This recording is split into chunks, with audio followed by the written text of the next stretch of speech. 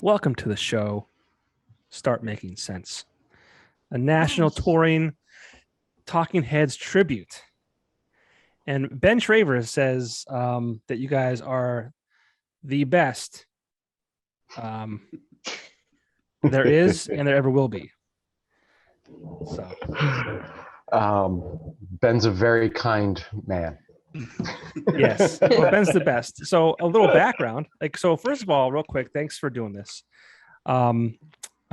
This is the first time I'm ever having guests that are part of a tribute band. And I was telling Jenny earlier, I've seen your name 1,000 times. I used to work at a publication called The Weekender. Oh yeah, That's it was a popular entertainment weekly in the Wilkes-Barre Scranton area. And I used to handle the River Street Jazz Cafe as an account, and you guys played there quite often. So I would take care of the ads for the Jazz Cafe. I would see your name all the time. I've never had the pleasure of seeing you guys perform.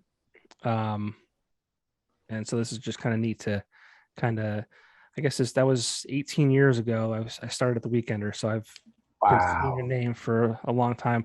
I'm no longer there, and the Weekender does not exist any longer. Right. RIP. Thank you to the internet and bad management, but as things go these days. yes, but the internet allows us to do this, which I'm thankful for. So absolutely. Yeah, well, so thanks for having us. Yeah, thanks for taking the time to do it. It's what is it, 10 o'clock on a Tuesday evening? It is. It's just prime time for us. Yeah, me too. I was telling Jenny before too. I have two kids. One is 9 weeks old, and so she's a bit of a wild card. She doesn't have a routine yet. Right. She's a great sleeper, actually. So once she goes down, she's typically down until 2, 3, 4 o'clock in the morning. But she got some vaccines yesterday, and it's been a bit of a challenging day. So. I'm sure. But enough about my troubles. Well, thanks for taking time out for us. Yeah, appreciate it on both sides. Well, it's good because I do these late at night because this is like a passion thing for me, not my full-time gig. So I try and do this stuff at night when my children are sleeping because it's important to be a dad first, right? So absolutely, it's all good. This is good. So Talking Heads tribute band. Yep. How long have you guys been doing this for? 13 years, going on 14. Right? Wow.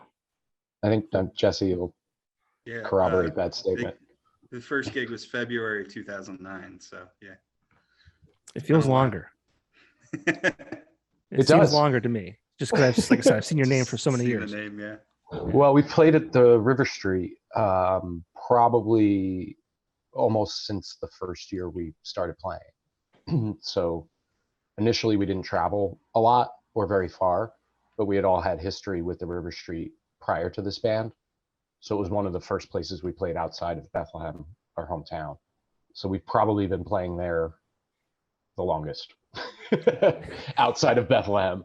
Mm-hmm. And what was your attachment there? I had played there in an original band previously called the Insidious Rays. Okay. And I had been there as a driver and merch man for Project Object prior to that. And then any other project I was in, at some point, the River Street would have us. It's a staple here in the Wilkes-Barre area for sure. I mean, it's actually one of the last few small venues, I guess you could say, that it's a staple. It's been around for a long time. It's made it through a lot of ups and downs and recessions and pandemics, and it's definitely a great place to play. I was just there actually maybe 2 weeks ago. I don't know if you're familiar with a band called University Drive. They're kind of I don't want to say up and coming. They've been at it for a while, but they were out on tour with Cold. They had an album release show there. It was a great show, but a lot of bands have come through there. National touring acts, Everybody. Yeah. I always laugh. There's a poster in the green room of for Doug Stanhope doing stand up there. Yeah, like 15 years ago or something. Like anything and everything has gone through that room. Yeah, my parents used to go there when I was younger, like for dinner and a show, they used to have like this, the whole bill is dinner and a show. I think they just brought back food at the venue. I think so. It was a little touch and go over the last couple of years just because finances and turnout. Yeah. But that's awesome. That's good to hear. Yeah. So I guess show up hungry. They'll feed you. I don't know if it's good. I'm sure it is, but I haven't had it yet. But and real quick, go around the computer, I guess you could say, and tell me who you are and what you do in the band. Who wants All to right. start? I'll go. I'm John Braun. I play guitar and pretend to be David Byrne in Start Making Sense. I'm Jenny Founds, and I currently play bass and sing backups in Start Making Sense. For many years, I was just singing backups, but now I'm officially the Tina of the band. Wow. Mhm. That's cool. Is there a reason for that? Like you like I don't know, John, do you want to take that one? No, you go ahead.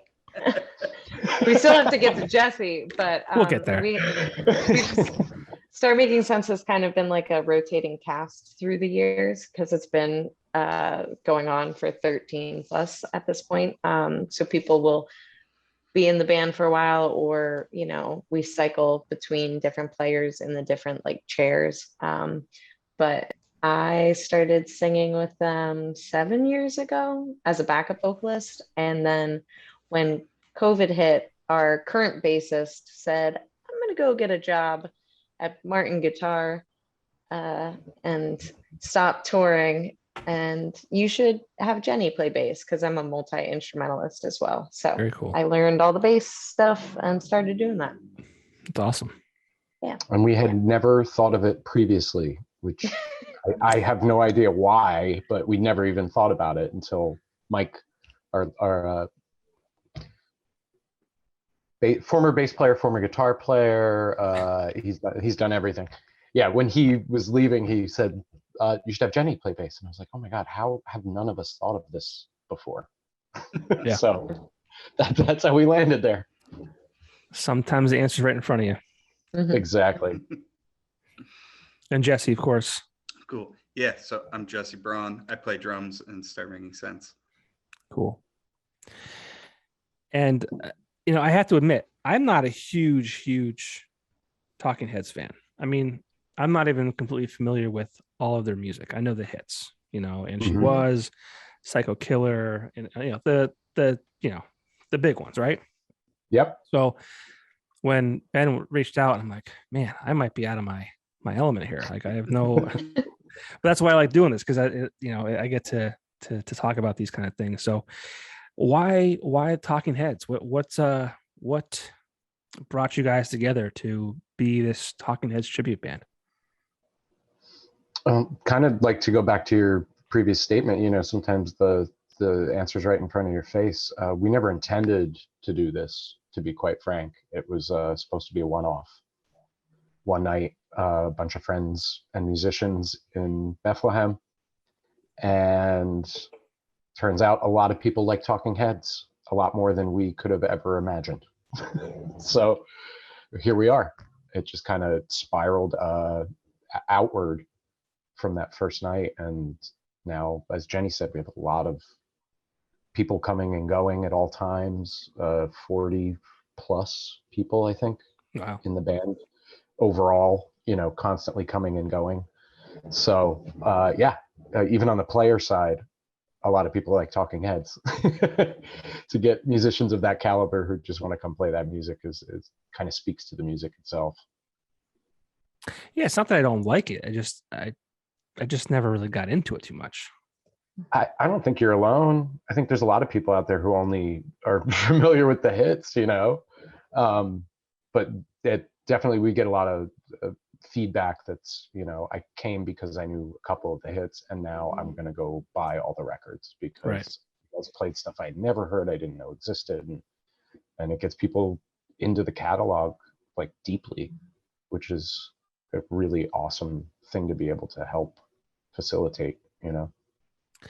Yeah, and were you all big fans? I mean, and you just or was it just like a, hey, let's just do this for fun and like because we're huge fans, and then it just kind of blew up, or like, Yeah, yeah. I mean, anybody else? I don't want to keep talking. Yeah, I mean, I was a fan of more probably like you. Like I knew the hits. I think I knew like Fear of Music. I knew the album, and then I knew some of the other hits, but I certainly didn't have.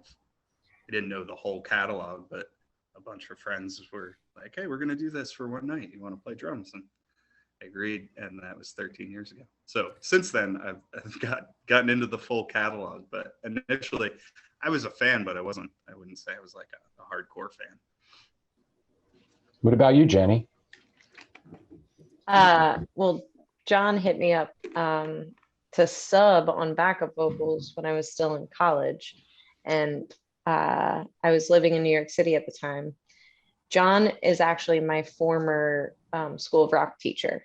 So he knew me because he directed me in shows. And then I went off to college and he was like, we need another vocalist. Talking Heads, for some reason, was one of the bands that I had never studied when I was in high school and like learning instruments and doing covers at the School of Rock. So when he sent me the set list, he sent me, I think, like a Dropbox link to Stop Making Sense, the film, and I had never seen it before. And I started woodshedding like the week before the gig because I was in school and I was super busy. I was like, what the heck is this music? It's super cool and super weird. And I kind of immediately fell in love with it, but it hadn't been on my radar up until that point. So I took the gig because I was excited. Oh, my former teacher wants to invite me to play with him, and then ended up moving here. Now Jesse and I are a couple, and it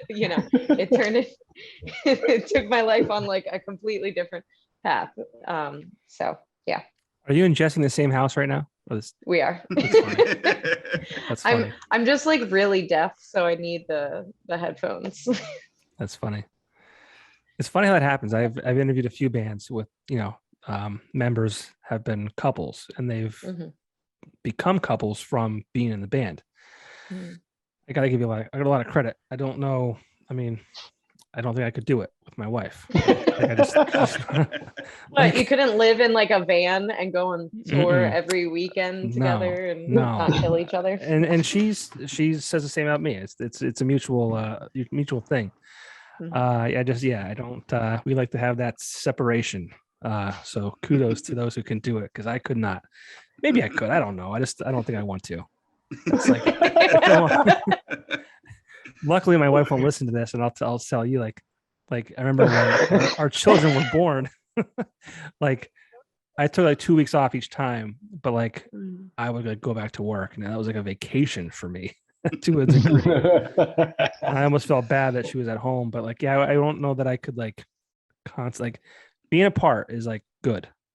I remember when she was like in college and I was working full time, like she had weird hours and she was working part time as well. And it felt good because she would work weird hours and I would just like, I'd be at home, like, and I'd watch like Jason Statham movies or, whatever, like go out with my friends. It was like this nice, separation of time, but space is definitely good. Yeah. That's why they're in separate rooms. Yes, you guys are in your bedrooms. You sleep separately. Has that ever become an issue? No. Not ever. Like, I mean, I imagine. Like, I mean, I know that I've gone on vacation with friends where we spent a full week together, and at the end of it, we're like, I want to fucking kill you. Like, I'm glad this is over. Like. No, we haven't really had. No, we're good. I need to start interviewing bands that have like inner turmoil. Yeah, sorry, we're pretty docile. You're not gonna get much. That's all right. I guess that's what makes it work, right? As a band and as a couple, so that's good. That's right. Yeah, and we the three of us have multiple bands, so we're a couple, and then John and Jesse are brothers. They're just 10 years apart. So you would think that's the perfect reality TV show, but we just keep like making new bands and, Okay. And getting along. Yeah. Yeah, it's funny. I thought I heard the same last name. Yeah. Yep. Yeah. Yep. That Yes. makes sense. It all makes Sure. sense. But you said Yep. the music is like weird. Like that's It's what I find it to absolutely be. weird. It's weird. Absolutely. Talking Heads for sure. Yeah. Yeah. Intentionally so, I'm sure. Yeah. And I think that's why I've never gotten into it. I mean, I feel like the hits are kind of like, you know, par for the course as far as being structured and you know, listenable and all that kind of stuff. So it's like the rest They're of it just kind of kind like the hits are kind of like the gateway drug. yeah, I guess. You know, they kind of lead you into all the weirder stuff because they even the hits are a little odd, right? You Yeah. know, like so I always say that like they used, you know, a pop formula to like push all this odd New York art concepts out into the masses. And then right below the hits is all the real weird New York arty stuff, you know. Yeah. So it's all there. They have this full package of hits and oddities, and I tried to like dig in before we did this tonight, and I was like, I can't do it. maybe the time's not right. And I've seen like I believe David Byrne came to the Kirby Center at one point. Yep. And For the American Utopia tour. maybe I forget. I just Yeah. remember his name. I remember they Yeah. kind of build it as, you know, Talking Heads and things like that. But like, I mean, everyone was like wild about it. I mean, I just remember seeing pictures of it, and even that was kind of weird. Oh yeah, Yeah. definitely. Yeah. So And I always it's like out there. I like saying let's get weird. I like getting weird. I like, you know, having some drinks and getting weird. And but the music stuff is just it's not. I would say probably the best entry point would be the movie if you haven't seen Stop Making Sense. Okay.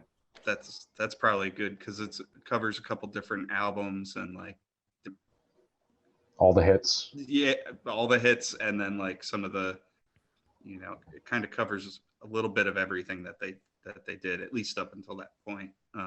And the visual aspect of the film is really awesome. So I think that's probably another way to dig in.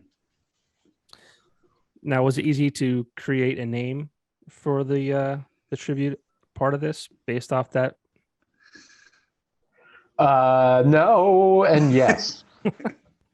Well, I It's mean, a hard one, right? You did a great job because I was talking to someone I work with, and I said, "Hey, I'm interviewing a band called Start Making Sense."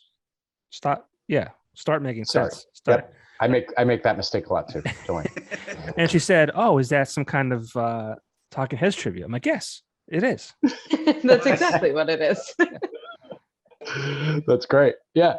That was a hard line for us. We kind of threw a bunch of different things back and forth because, you know, it's really easy to go wrong with those things with a tribute band. And again, we didn't intend to do it. I don't think we had a name for Until like a year or two. I don't know. we weren't definitely pretending. played a bunch of shows where it was just like a night of Talking Heads and then listed all of our names, like everybody in the band.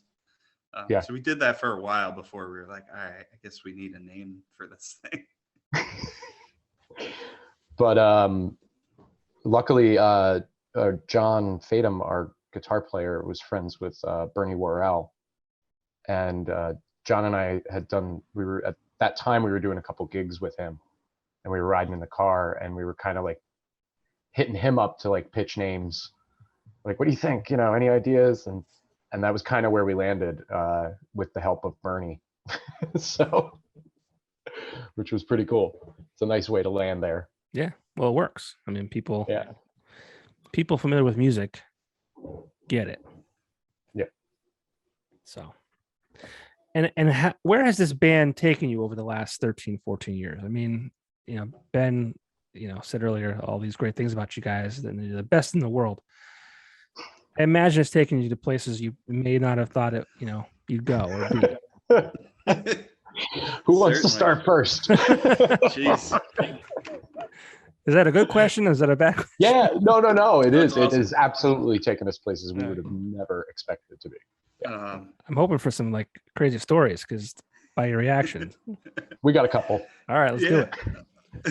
I remember the first time I realized that we were getting to go to places that we probably wouldn't go without, the band being booked there. I think it was Martha's Vineyard. I was like, I would, first of all, would never even think to go there. And then probably, I just never thought I'd go see Martha's Vineyard. And that was relatively early on, maybe 4 or 5 years into the band.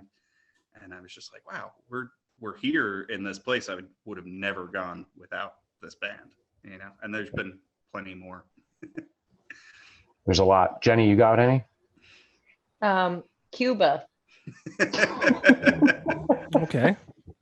We did a cultural exchange trip to Cuba where we brought fans of Start Making Sense, and we toured Cuba in that weird window of time where Americans were still allowed, like it had opened up and then we just thought it was going to be open and then it closed again once Trump was in office. But we got to play Cuba, which is wild. My dad, who's 75, is always like, Jenny, you got to play Cuba. The Beatles never played Cuba. Like, that was kind of wild. That's awesome. Yeah, that was a very interesting one. And then we've played some private functions for corporations and parties and stuff that I guess I won't throw anybody under the bus, but ended up in some weird, very high-endy areas that we would never, ever end up. Yeah, we're all like punk rock at heart. Okay. We're all like, give me a sleeping bag in the back of a van and I'm fine. And then people of all stations love Talking Heads. So we end up at these like fancy, ritzy corporate parties and we put on the outfits and we do the thing, but we're behind the venue like, how did we get here? Like we're paying to all these like tech guys or like corporate guys, it's kind of bizarre, but super fun, as a musician to have the opportunity to play different types of shows and not be in the same cycle over and over again. It keeps it fresh for us. Yeah. And challenging too. Sure. Those are different crowds, different reactions, different audiences. Sometimes they don't care if you're there or not. You're just background noise. Sometimes you're the focal point, and you have to be able to take all of that with a grain of salt. Has there ever been a show like where like you guys started playing and the audience just wasn't feeling it? For sure. Yeah. Like I would say mostly in those private private events. Yeah. Okay. That's where it would happen. Okay. Yeah. And not often, but it's definitely happened.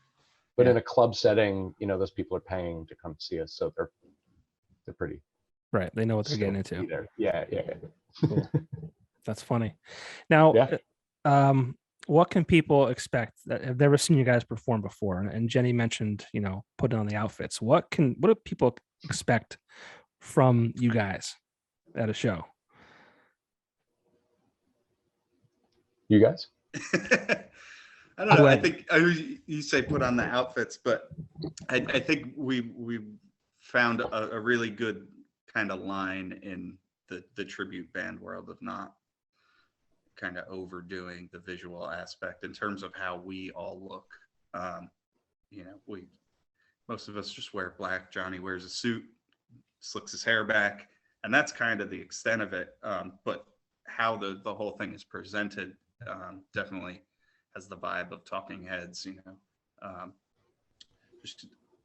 The light show, for example, of like we don't have lasers and fog machines and stuff because when they performed, they didn't have those things. So we kind of get the vibe is more the intent than like having each player look like the guy that they're playing the part of. So we kind of walk that line of trying not to go too far with that. Yeah, I'm not getting plastic surgery or anything for this, No? No. I think Jesse's right though, and I think that's actually kind of been to our benefit, which is I think why we kind of have the fan base that we do, is because we're still there as the people that we are on stage. That's still part of the performance. We're playing the music to as specifically perfect as we can to the music of Talking Heads. And yes, we'll do some of the dance moves. I've got the suit on. We do the things that are very crucial to that vibe in that show, but at the same time, it's still 7 or 8 people up there playing music, from their own heart and putting it out there. So that definitely resonates. And yeah, we're not overdoing the show aspect. And tell me a little bit about the fans. I mean, are they? How do I say this? Like, tell me about their reaction to you guys, and I mean, are they like dancing crowds? Like, what's the scoop on that? Oh yeah, it's a standing room dancing show. There's, I think, one slow number every night. Otherwise, they're all upbeat dance numbers from start to finish. Front to back. Okay. Yeah. It's a high energy show for sure. And the fans are amazing. I mean, over the years, it's like going to Cuba. We went to Cuba with people who were fans who either prior to that or through that ended up becoming very close friends. A lot of the people who've been coming to see us for years we're now very close friends with.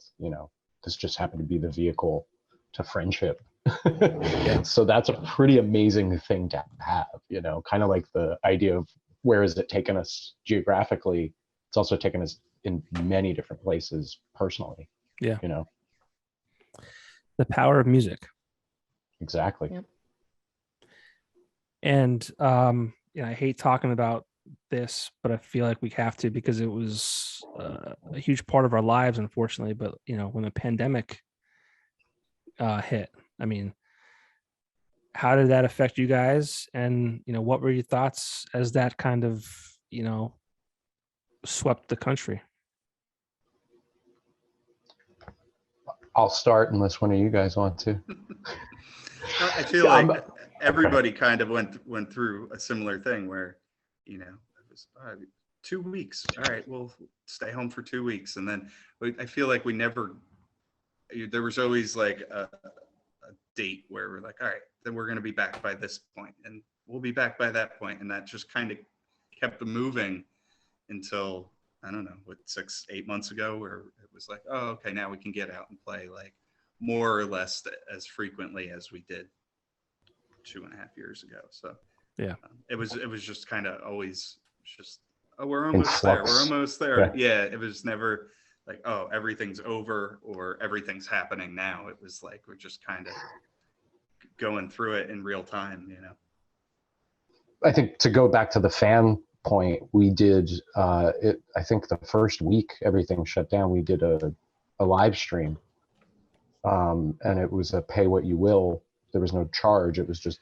donate if you want to, and that literally kept us afloat for that year.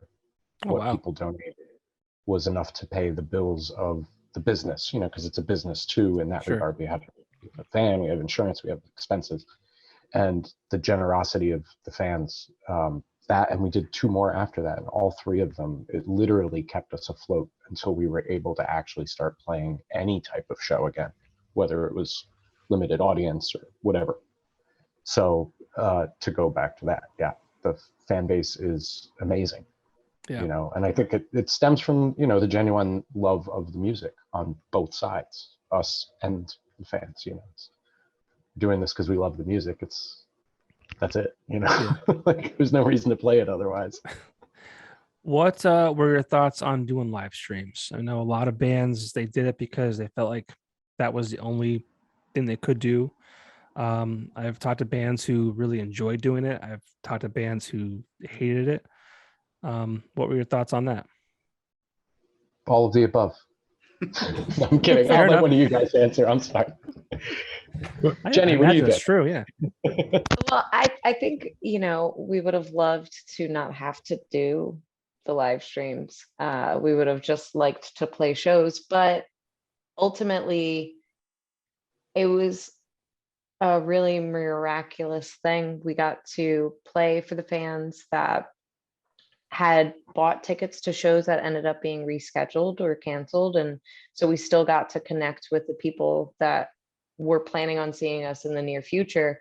But then we had people jump on the live stream, like from Florida or Canada Chile. or, Chile. Like there was the outreach that happened because of those live streams. It was a bigger fan base than what we normally do in our typical club touring, right? So it was really, really special. And the fact that we, like, the first live stream was like in our rehearsal studio and there was technical difficulties and we finally, like, we got it together and it worked. That was a really special moment. And then we did, I think it was one or two other live streams at the Ardmore Music Hall in Ardmore, PA, near Philly. And that was special also because it was the venue getting their feet wet in the live stream realm, and we were kind of like the test bunnies. So it was kind of mutually beneficial for the venue and for us. And once again, it felt really good to play when everybody, if I can take myself back to early 2020, everybody was scared.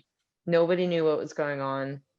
We were like seeing venues close indefinitely. It was kind of traumatic as a musician to go through that, to see what is essentially your lifeblood, like, go away. So those live streams were really, I think, like spirit lifting for everybody, the audience, the fans, the venue, and us as a band.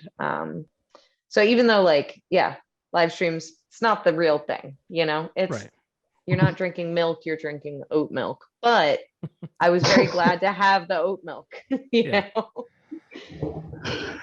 I would agree 100%. And I think too, it gave us kind of the ability to do some stuff we wouldn't normally do in a live setting. So we started throwing in some weird covers, not Talking Heads related, just random stuff because we had the time to kind of prepare it and or think about it. And also because it was a different setting, we thought it might fly a little better than in a venue where people just expected to come see Talking Heads. Right. It kind of gave you a little bit more creative freedom to a For sure. degree. Yeah, absolutely. I was going to ask you, is a lot of bands I talked to, they kind of like sat back and said, okay, well, we can't play, we can't, tour.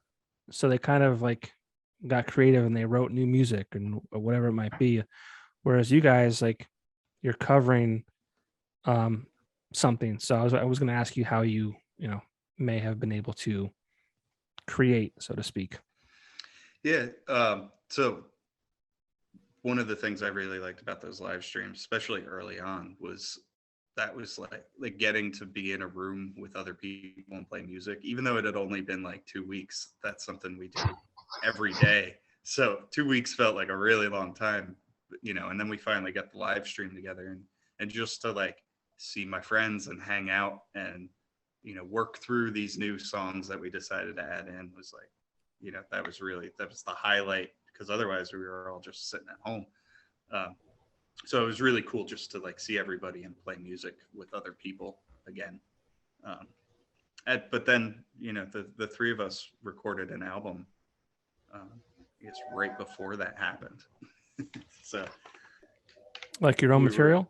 Yeah. So we were kind of finishing that up in the early part of the pandemic. We were finishing recording from home and, working on mixing and mastering a record and everything. So that was part of the thing that, we were able to focus on because we weren't on the road with Start Making Sense. We were able to kind of finish up our original project's newest record. And what's that called? Ruby Deer. Ruby Deer?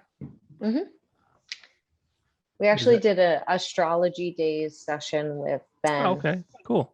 So yeah. You did. That's on YouTube. Yeah, that was during COVID. That was like I think that's 2020. early 2021. or maybe Yeah. late Yeah, that was last 2020. year. I forget. But Yeah. Yeah. So it did give us some time to focus on Ruby Deer music. And I mean, I know I wrote some stuff myself personally during that time, but it was kind of a weird time to write. I know a lot of artists did, but with our, as Jenny said, like our whole lifeblood kind of was in flux, possibly going away forever. It's kind of an odd time to like be creative because you're kind of concerned about a lot of things when it comes to performing and living and paying bills. And I don't know, at least for me personally, that's a weird place to create from. I feel like anything that I would have created would have been kind of negative or sad.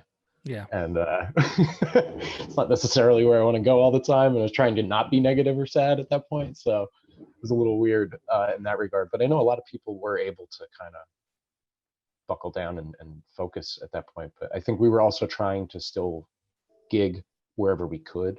So a lot of our focus was there as well. Like, okay, where can we play? What can we do? So there's a lot of that going on as well that occupied my time, at least. Now, is that music available?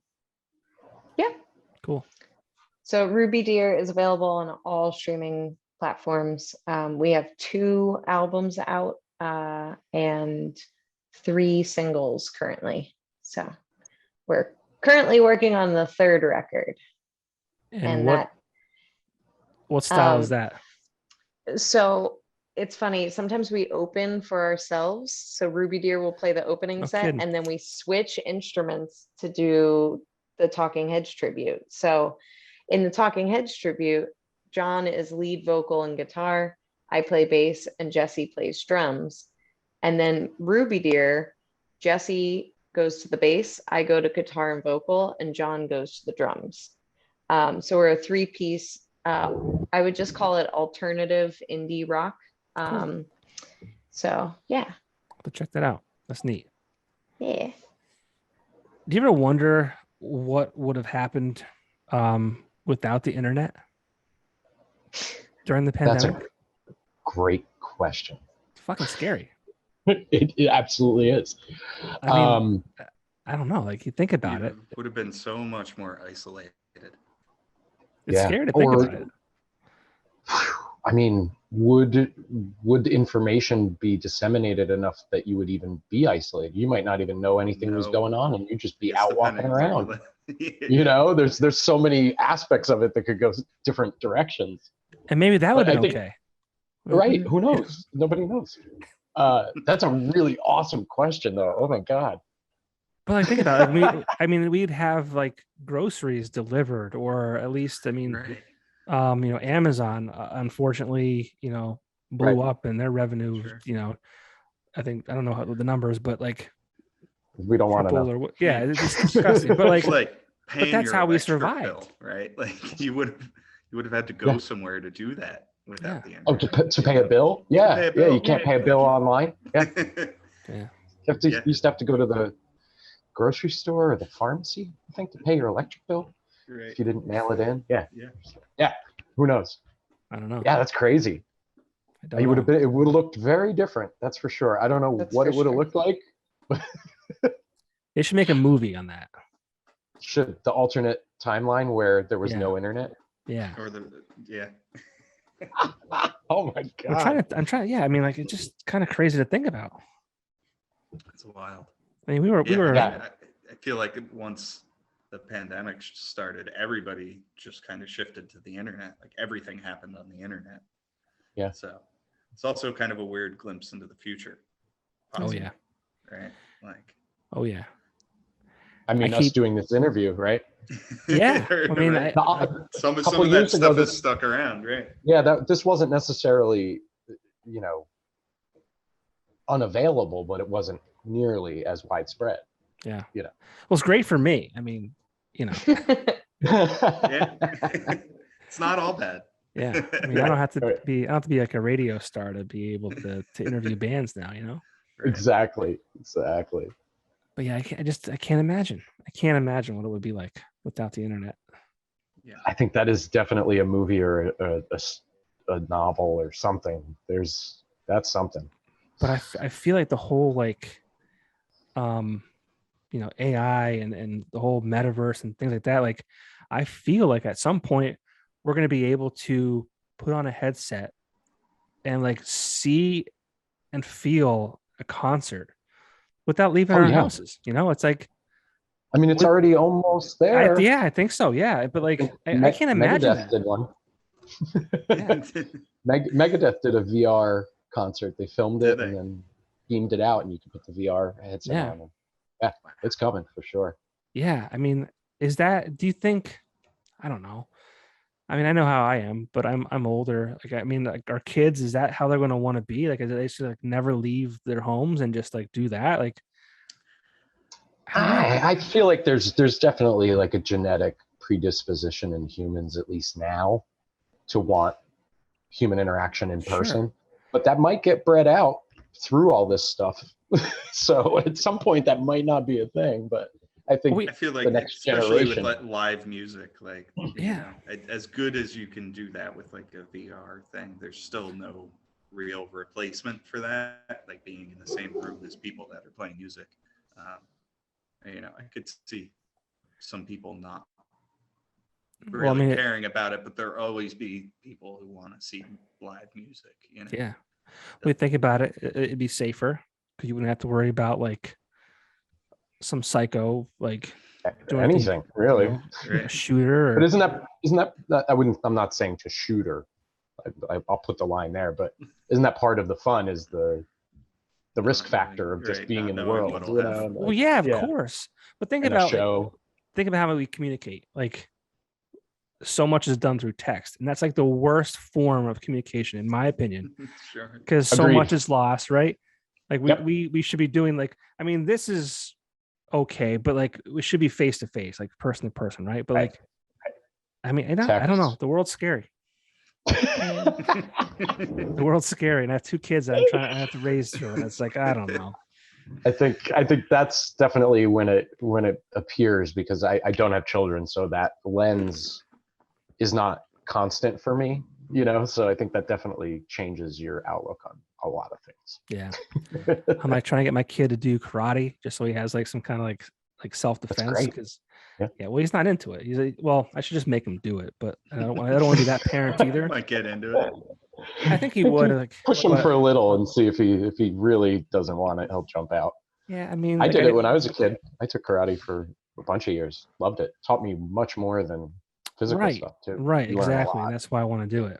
But like he does sports, and he had no he didn't fight me on those, like soccer and baseball and basketball. So I didn't want to push him on the karate. Maybe I'll give it another year or so, but I want to be able to defend himself and take care of himself, and because kids are mean, but also like you said, that, it teaches you more than just how to defend yourself or fight. It's a lot more. Absolutely.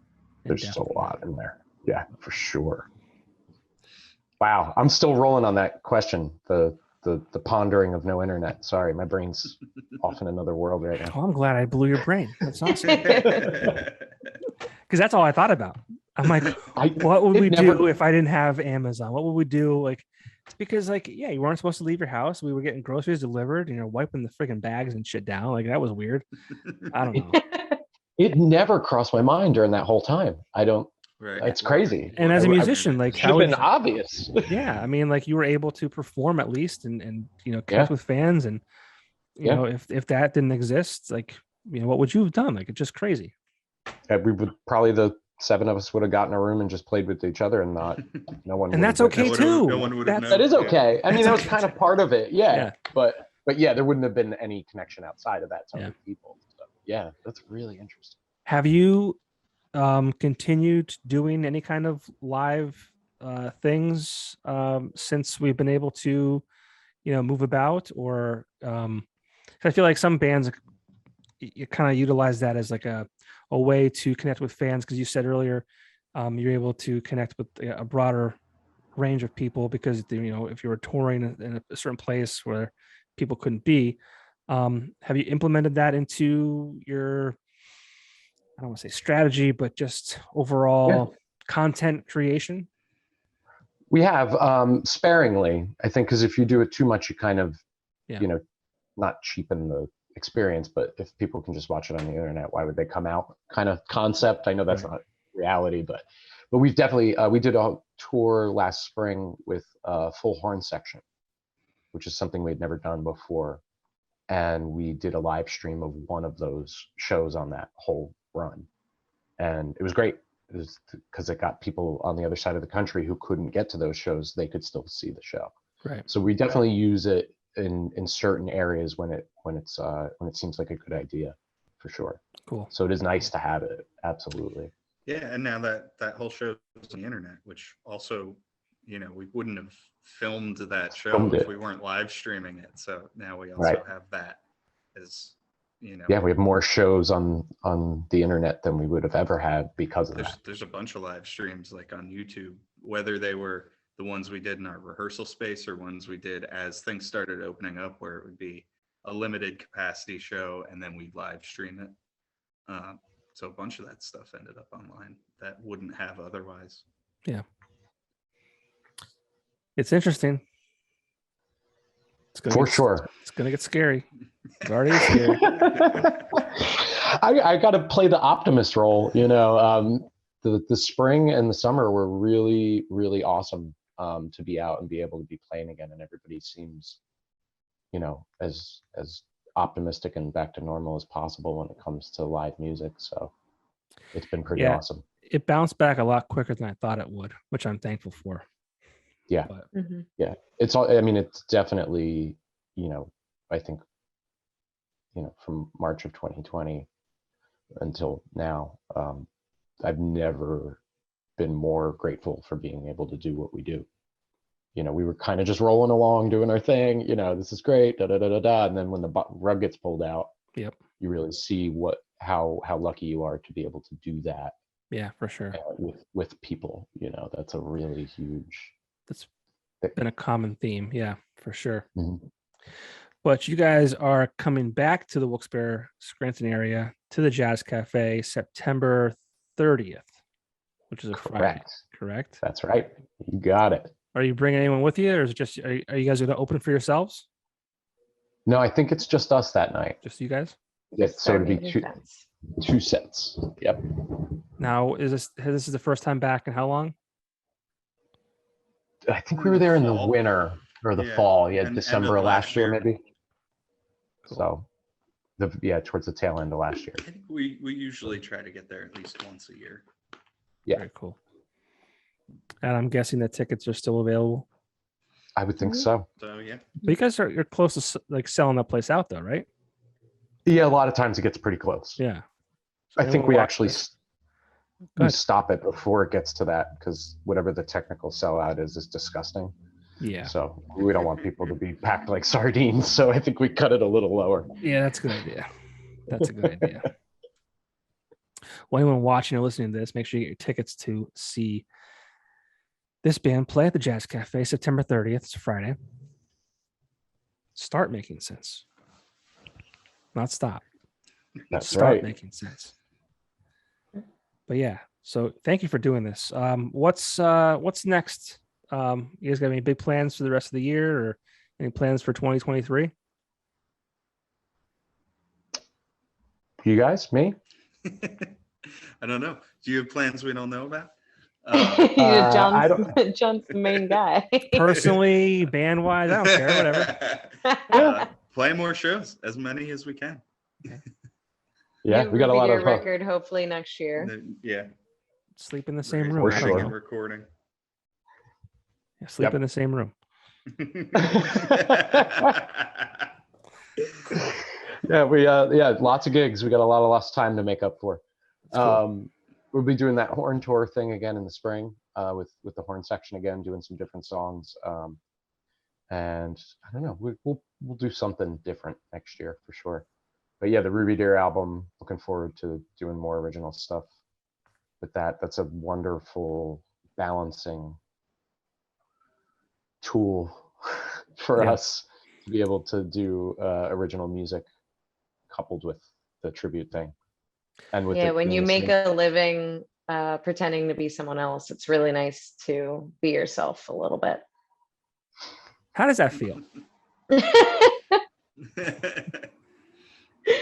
How does it feel when I'm playing bass and people are like, Tina? And I'm like, I'm Jenny. Yeah, I mean, is that a weird thing? Like, It's awesome. I Yeah. mean, I love it. I wouldn't do it if I didn't, So um, it's super special that we have some fans come up to us who say, I saw the Talking Heads in the 70s in New York City, and this is bringing me back. The Talking Heads, when did they stop playing together? 80, Was that 80, 80? 4, 85, they stopped touring. Touring, yeah. Right. So yeah, So there's some people that are like, I never thought I'd be able to see this music in this setting ever again. So you guys are doing that for me. So I don't mind when people call me Tina. I'm sure, John, you don't mind when people are like David or David Byrne. I mean, because they obviously know that's not your Right. name, so I think it's like a fun tongue-in-cheek thing for them to do it, Yeah. I definitely don't take it as like an affront or like a poking. I take it Yeah. as a friendly ribbing. Yeah. fair enough. Well, best of luck with the show at the Jazz Cafe. Thank you. Thank you so much, John. Appreciate it.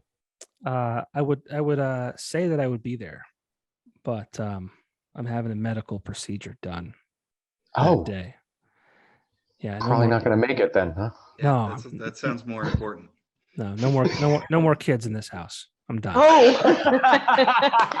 Well, hey, maybe you'll be hopped up on some fun drugs and come to the show. Have someone live stream it for me. Okay. We'll have Ben do it.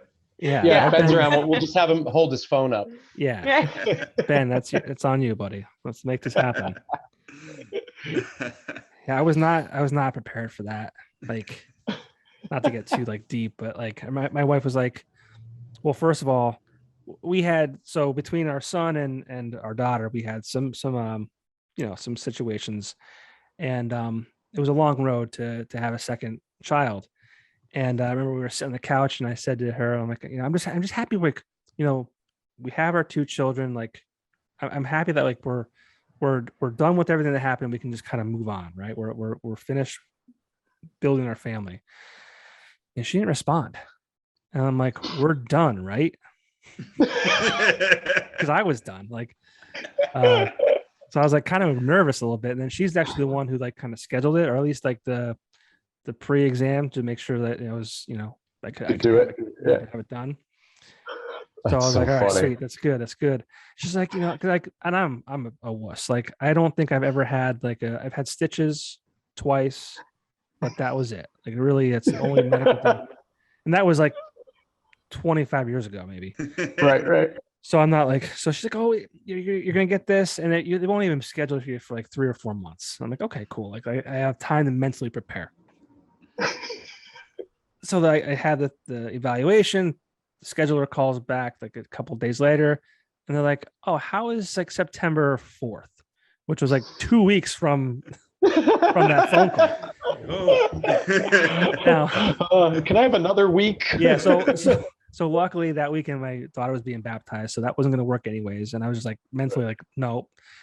I'm like, when's your next date? Hoping they'd say like, oh, like December or whatever. Like, how was September 30th? I'm like, God damn it.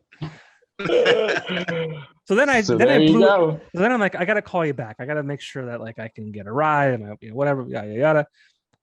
So I blew it off for a few days, hoping that like that would have got filled. So then I called back and said, yeah, let's schedule that. When can you do it? They're like, September 30th. I'm like, God damn it. Oh, it's amazing. So you guys think about me when you're we will be now. Now we will for sure. When you're up there dancing and all that kind of stuff, when I'm like laid up on my bed. There'll be some jokes off mic to each other that night. Oh, for yeah. sure. That's funny. Thank you for that. There you go.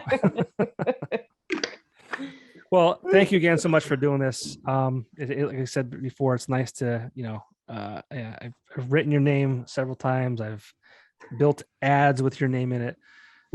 So it's kind of cool to 15 years later, or however long it's been. He said, well, 13 or 14, to kind of like talk to you guys. So thank you.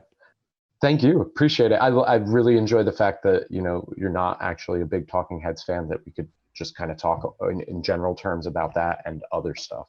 Cool. So that was really cool for us too. Good. So I appreciate that. Awesome. Yes. Well, I'm glad we had Yeah. fun. I'm sure I did, and well, I'm sure I did. It's late. I gotta go to bed. It's cool. Go for it. I gotta mentally Thanks, John. prepare for my procedure. Yes. Yes. Don't think about it too hard.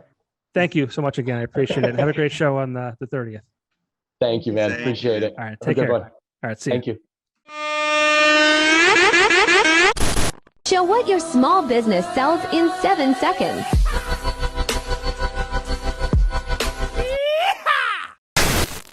And you may tell yourself, this is not my beautiful wife. Letting the days go by, let the